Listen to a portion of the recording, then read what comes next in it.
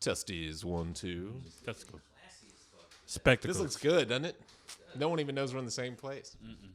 But you know what sucks is the Fireside banner is no longer part of Fireside Tats. I'm sure you could could work put it it in somewhere. maybe behind. Yeah, Maybe you could that put would it help. in the Yeah, corner. the roads. We could put it in the corner, kind of hang it, catty corner. I got a little monitor that I can bring. That'd be good. Perfect. Just set it. We need to fill some of this Monitor, space. right? That would be good. What about one of those those Dutch, little ones that look like it's got fire? Yeah, it's just high dollar, but Maybe probably that's too expensive. we're bringing that kind of change in now. I think. Yeah. Uh, the fire. Yes, welcome to Fireside Tats, episode 53. Oh, wait a minute. We've been recording this all Recording this whole time. If you don't recognize the new set, well, that's because it's a new set. Brand spanking new. I had some painting done this weekend, and we spun it around so we're not looking out of the window. We're in the same room. But I did get these fancy new bookcases. I hope you're not listening to this on iTunes because you're really missing out. This is beautiful. Like it's kind but of it's cool because we can, gray and I painted the ceiling darker than the walls. beautiful. Yeah. And then my painter went and painted. He's not real experienced. He went and painted the vinyl windows. I didn't realize it until like 6 hours later that my windows, brand new windows, no longer open or closed. So I spent a drunken night out here with a scraper? Pulling all the cutting through all the paint, getting. Well, they look great. They look great. They look good. What Welcome else? back. What else? Yeah, welcome back. This is episode 53, like I said, and we're going to talk today. I actually had a conversation with a guy in Texas, a tattooer in Texas, last week that gave me the idea for this episode. And hopefully, if you're watching this episode, you saw the Jeff Insminger episode last week, which was fun to do. I had my tattoo finished by Jeff, and we recorded a good bit of it. Yeah, I haven't seen it. And you're gonna see it. Yeah. And it looks kind of gross right now, though. It's healing. Yeah, I'm sure. But so we recorded an episode about finishing tattoos, about making going from good to great. And kind of the ideas that how he approaches a tattoo when it essentially looks finished, but he wants to spend some more time on it.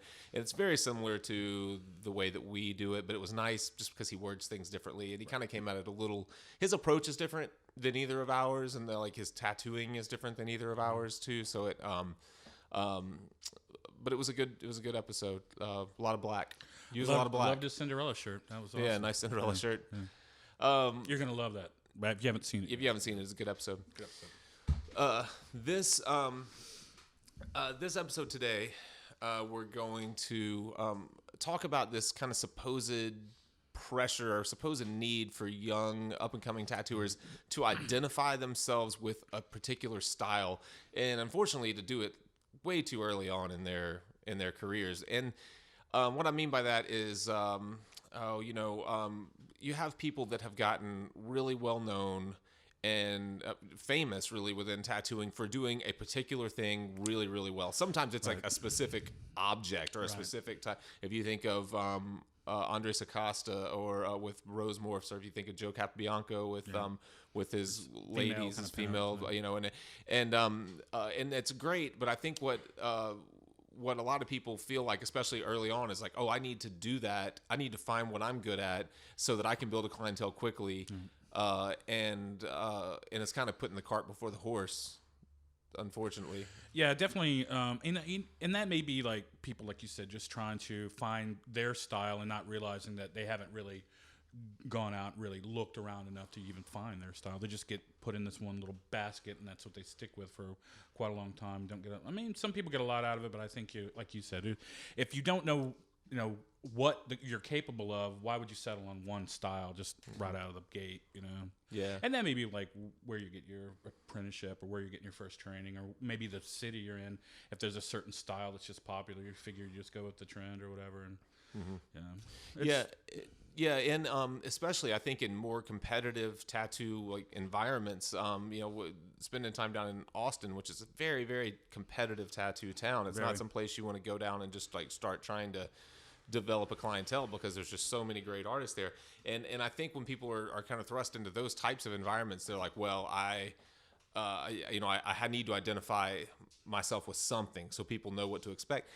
We both get asked what we tattoo, what kind of style do you work in, and after 18 and 20 plus years of tattooing, I still can't tell people what my style is. Yeah, I think well, because we probably embraced a lot of different styles of art and art forms and try to bring those back into our tattooing. I think that may be harder for some people that maybe just don't have a lot of art sense or haven't maybe found what kind of style art that they really like. I mean, obviously you can match your style to a lot of different time periods and a lot of different kinds of work, and it's I don't think we got that as much when we were coming up, it was wide open. I mean, your next competition was just a biker street down the road, and that wasn't a lot of competition. But I think it takes time. Like I said, I like illustration based stuff. I know that I put a lot of tight lines in. I know that I put a lot of I'd say probably too much to some extent, but I try to get a lot of detail out of it. So very detailed, very kind of illustration-based design. I know that I like that, but I tend to, like I said, try to pick and choose different, styles from different time periods too. So we were just saying that earlier. It was like it's not so cut and dry what hopefully our style is, but I don't know if that's mainly because we didn't have that. Like, we weren't forced into one little box. I think coming out of the gate too. I didn't particularly like a lot of that old school traditional Flash stuff that was going around when we first. So maybe a lot of people would call that new school or something like that. You still have to draw hearts and butterflies and things like that when you first start. But then it's like how you make them your own. I think it's probably part of it. How do you pull yourself out of the that kind of general pool of other tattooists and stuff, and I think set yourself apart too. When you when you, especially early on, or even now, even no matter how long you've been tattooing, when you're doing those, those typical kind of tattoos, your butterflies, your hearts, or whatever, you don't. I mean, to do it. How am I trying to say this? You don't pick a style. A style evolves, right? I mean, you draw those things. You start to find like marks that you make that you kind of like. Oh, that looks different, or that looks cool, or that maybe maybe it's not even in the drawing. Maybe it's in the application, in the technical application. You find some little tricks that work well for you, and it's just all you're doing is adding a new kind of tool to the toolbox each time you explore a new idea. And whenever you try to box yourself in and say, this is the type of tattooer I am, especially, 3, 4, 5 years in, you have no idea what kind of tattooer you are. If you've made that decision that early on in the process, well, then you've cheated yourself out of all the experiences that would have created a unique style that would have been yours. Yeah, I believe that's true too. I think a lot of times it may depend on, like we were saying earlier, just like with a rose, there's so many different ways to draw a rose. Like if you always draw, say, a stylized rose where you're drawing the same rose over and over and there's not much growth there, it's like, maybe that's when you should like get a real rose. Why don't you put one in front of you and draw from that? Draw from life sometimes will pull you out of the things that you think a rose looks like. Because if you're always stylizing something, well, I mean, I guess the person that comes in that wants some realism obviously wouldn't go to you. I mean, that may be you hampering your own work to a certain extent. And I'm not saying if you're comfortable with that, if you always want to draw that same rose, it's fine. But I think that hopefully, like you said, if you want to mature, if you want to push those boundaries and see what you're capable of, you will probably start to pick up some of these other things, like drawing from real life every once in a while, drawing out of your head for once in a while, not just looking at straight objects. I mean, there's a certain whimsical and fantasy thing when you're drawing it and you're not looking at something, but there's also something to be said for how much you can get out of actually looking at an object if you really want to draw it. I find that all the time, that you often see drawings that are obviously people that have never seen that object and they're trying to recreate it. And it's even some, I think it's sometimes I saw it in like comics when you see like a comic book artist try to draw a tattoo machine. I mean, I remember seeing these weird versions that look like airbrushes, that look like crazy because they've never seen one in their life. They've never held it. And so maybe in that case, I'm saying, I guess You can definitely pull yourself out of a style if you want to kind of create your own. But how to do that maybe is the hard part. What's exactly why? How did you get to that? Maybe that rut, or how did you get into that?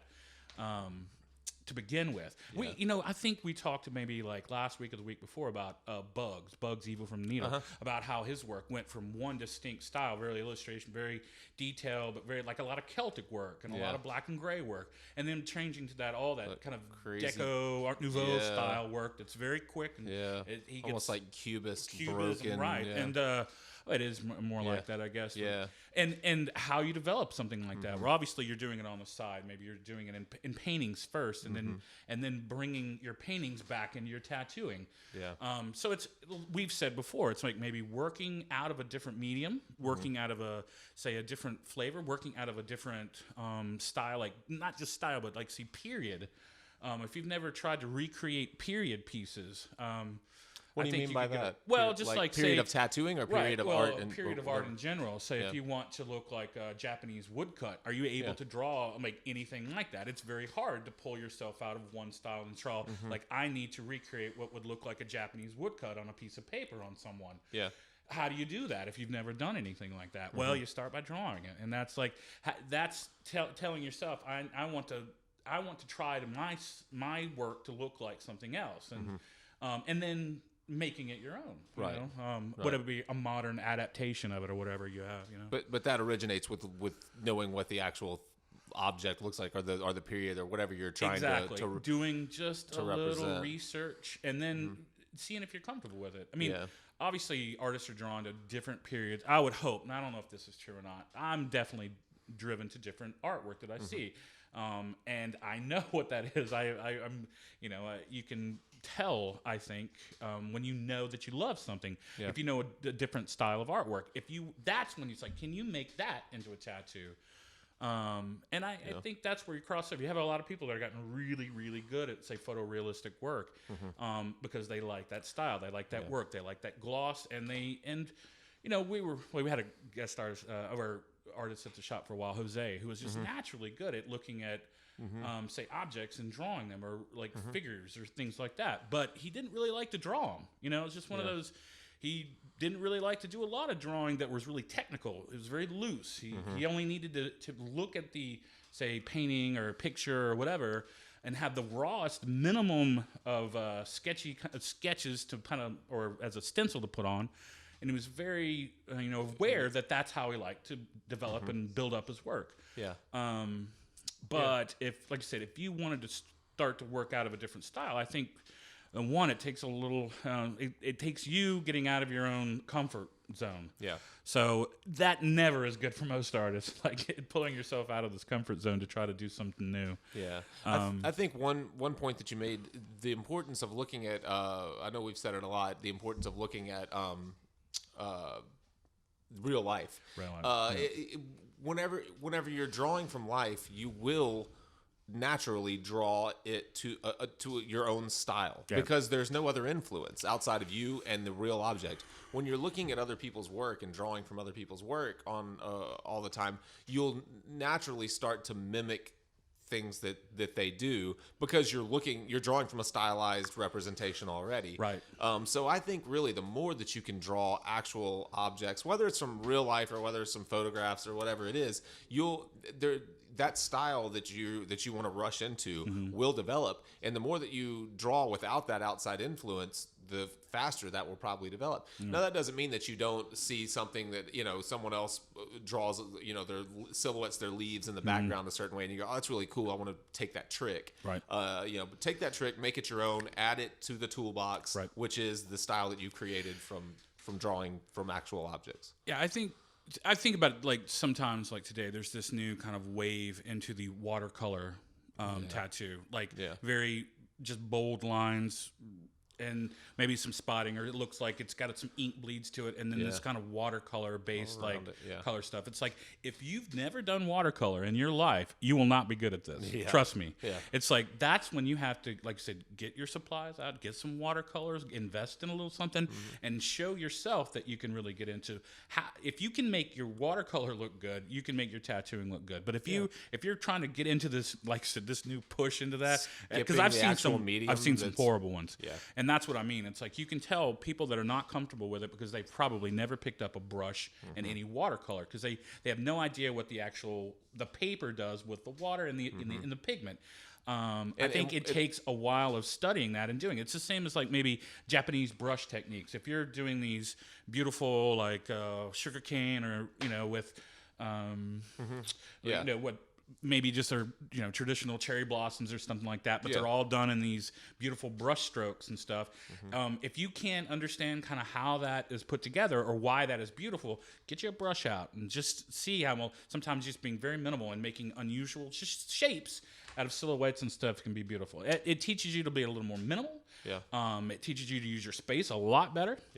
And I think it's like I said, you can move your artwork if you want, but if you want to really, experience it, you're going to have to probably try to recreate it the way they did it, just for a second. Like I said, so if you don't paint and you don't really draw per se, I think it gets harder and harder, because how to translate something that you're not comfortable with, it really takes some doing. It takes you relearning a different style for a second and then bringing it into your tattooing. Very few people I know that just can instantly translate. Like, if you want to start to pick up a graffiti style that used to be really popular, it still is in some cases, but it's gotten like hyper-dimensional and stuff. It's the same thing. If you've never done that kind of work, you are in last place. You know what I mean? You've got to really develop it. You just can't say, "Oh, I'm going to do this," and not say, get out a spray paint and get out and see how colors layer, or how you actually have to physically make it and work it. I think some people just don't.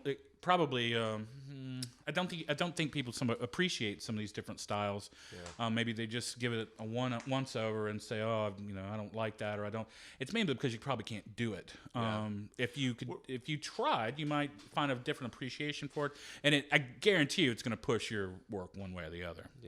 We're a little spoiled, and it's to our own disadvantage now. Spoiled, just because we can Google search any image in the world and not actually have to make any of those efforts, and it's just not the same thing at all. Like, going back to the watercolor, I see so many people that are doing so-called watercolor tattoos that are nothing but like splatters, like stylized splatters that are obviously some kind of like brush in Photoshop or something that you can just click once and it makes these crazy different splatter shapes, and then they're like dropping those right in. Like, well, that's not watercolor at all. There's it's a flat color, it's like watercolor is translucent, and you can see all types of variations of values within it. And it's definitely easy to kind of pick that kind of clip art stuff out and not know what it is and just like fake it, I guess. But once you see it, like I said, everyone else knows.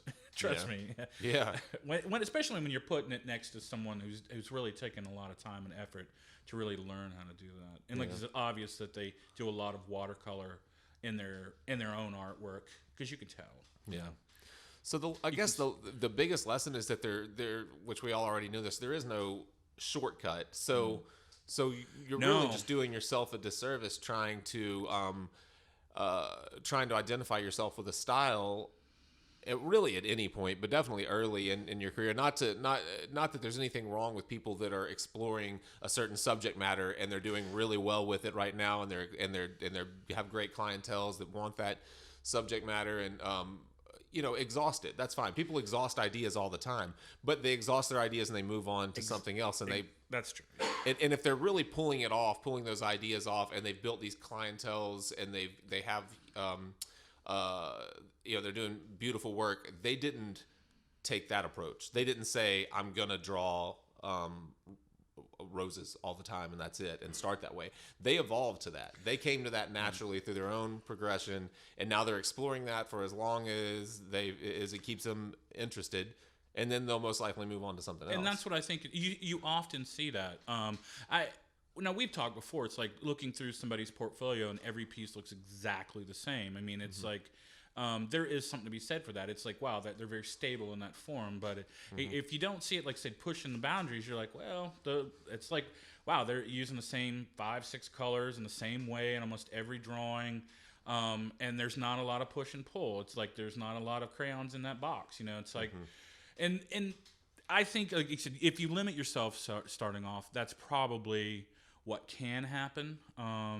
Even if you're really good at it, you know, we've definitely seen some people that are really good at a certain thing.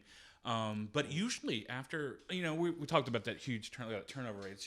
If you're painting the same fence the same way, like, how long do you do that? Do you do that for 20 years? Can you paint that same fence exactly? Like, usually you're going to work on. You're going to try to do something say a little more architectural, a little whatever. Yeah. How about a different color? It's like Right. it's like even an artist is going to get bored doing that. So remind yourself, if you're not getting much out of your work, if you feel like you're in a rut, we've had this probably show we've had before.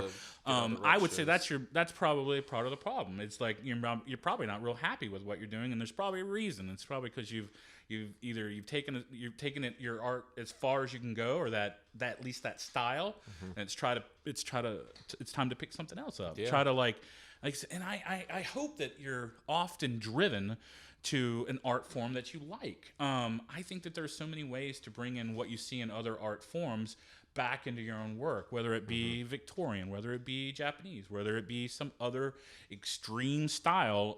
There is something to be said for graffiti, for hyperrealism, photo, whatever. You can do that, but try to push it. If it becomes stagnant and it's a little rote, it's time to move on. It's you know, and maybe it takes somebody else like coming to you with that thing that gets you out of that, where you're like, hey, I know you do this kind of style work. I know you do this, but I want you to do this. I mean, are you up for that? Are you, do you just send those people packing? I mean, that's what I'd like to know, I guess, too. It's like, if you're actually getting clients that want you to go get out of your box, is that so uncomfortable you just send them to somebody else? You know, I think that's when you're like, you're denying your own self. Like, often people come and we are like, well, let's do it. Let's try something. And we'll do it some way. I mean, it probably will. You know, it'll still resemble the way that I draw, but it may not be exactly what you're looking for. I was asked for a half. I was looking back at the notes on a half sleeve that I finished the other day. The girl that has the skulls and serpent and roses. Yeah.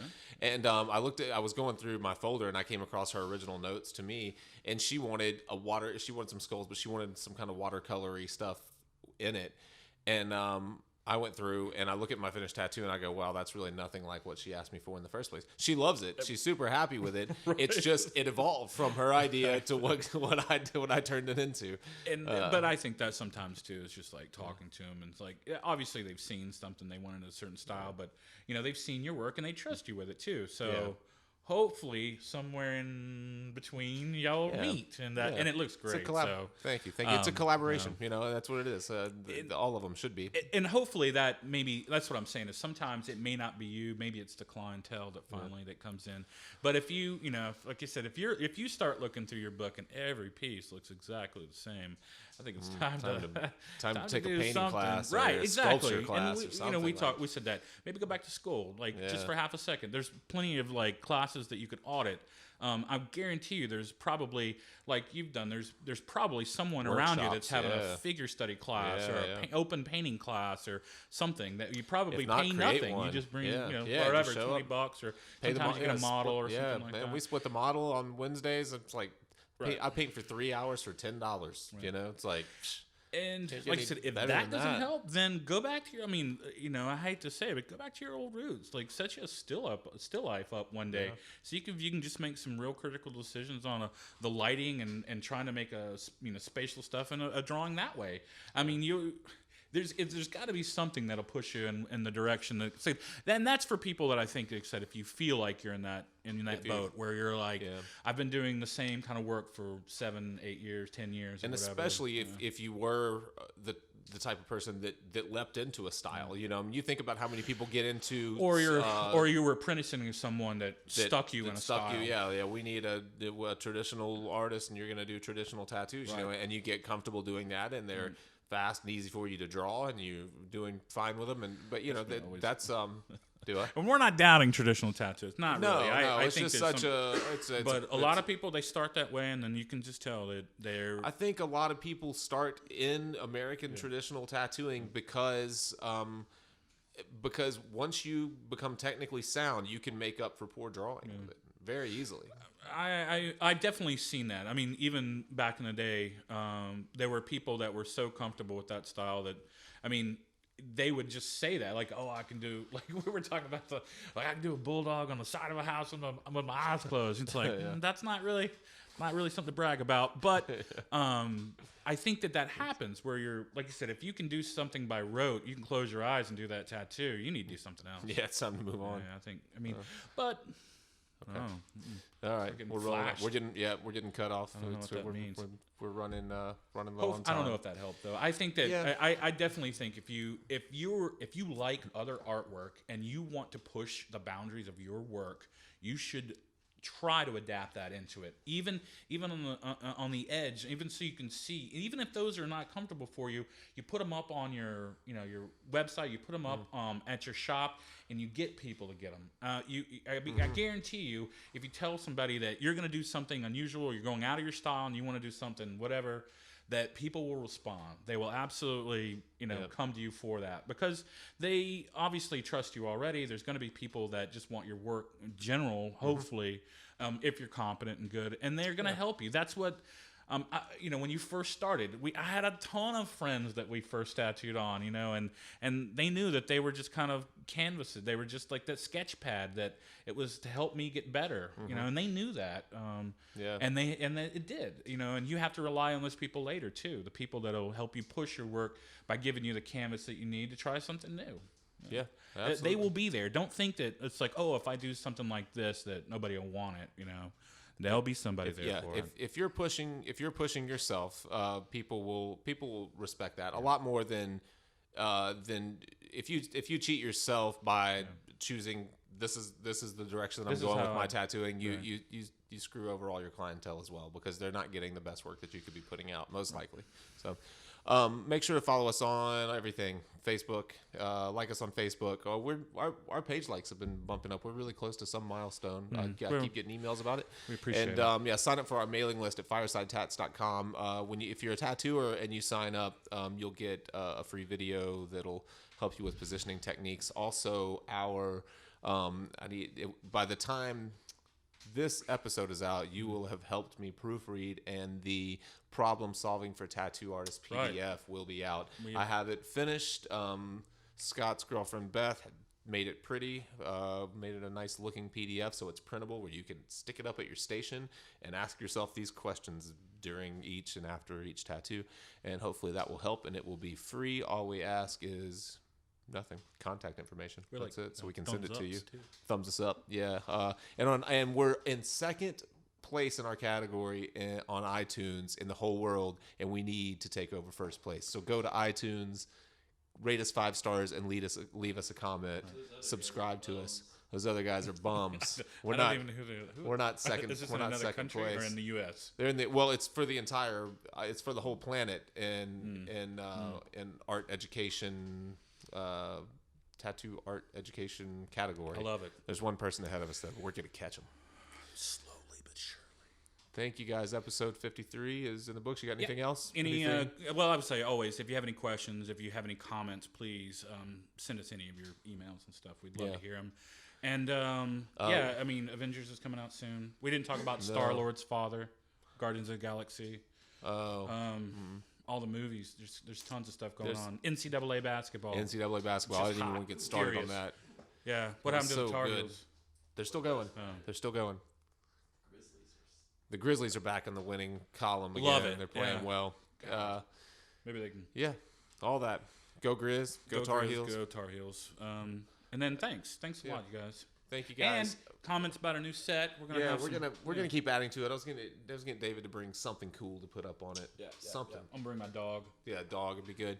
Or my cat. I got a new cat. I forgot to tell y'all. Is it info@firesidetats.com is new, and we have a new website, and You can send questions to Jake at Fireside Tats or info at Fireside Tats, or the new website will just have both of those under contact. There may be some others, but yeah, send us some questions. I'm glad you said that because we need some. That's it. Yep. Thank you.